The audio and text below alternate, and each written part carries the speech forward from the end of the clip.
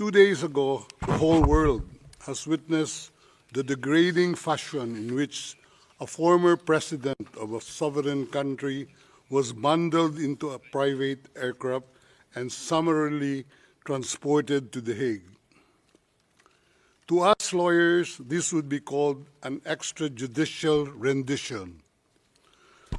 To the less legally inclined, it was a pure and simple kidnapping. My client was denied all access to the legal recourse in the country of his citizenship, and this all in the nature of political score settling.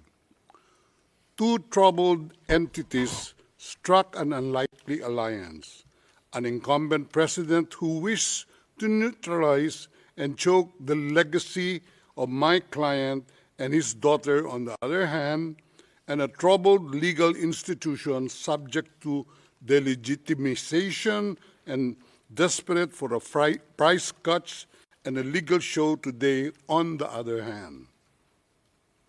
With this in mind, it is not surprising that my client was abducted from his country. ICC private jets do not drop out of the thin air. That jet which received my client was coordinated in advance. The UAE is not a state party to the ICC and has no obligation to cooperate with the court.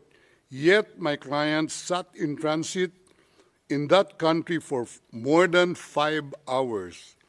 I invite the registry's representative to present today in court to explain to the judges exactly how they believe this transfer was anything other than a gross abuse of process.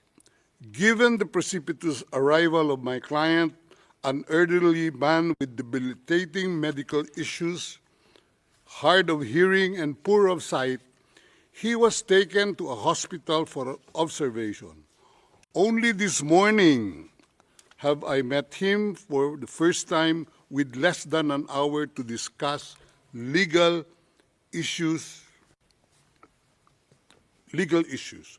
I have not been able to present him with a hard copy of the arrest warrant because we were not supplied with such. I have not even been able to explain to him what the prosecution requested when seeking the issuance of the arrest warrant.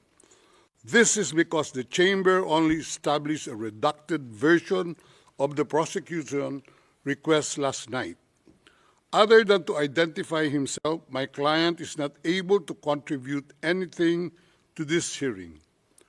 Most importantly, he is not able even to tell you that he has been informed of the charges as contained in the arrest warrant for a reason more pertinent to which I alluded in my written request to this honorable pretrial chamber this morning, and which is confidential in nature.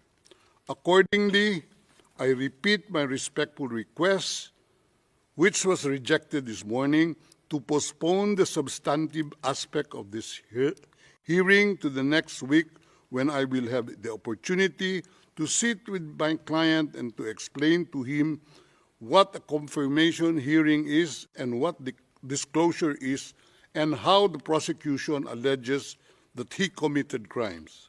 I thank the court for its attention and regret to say that I do not have instructions to continue my submission any further today. Thank you.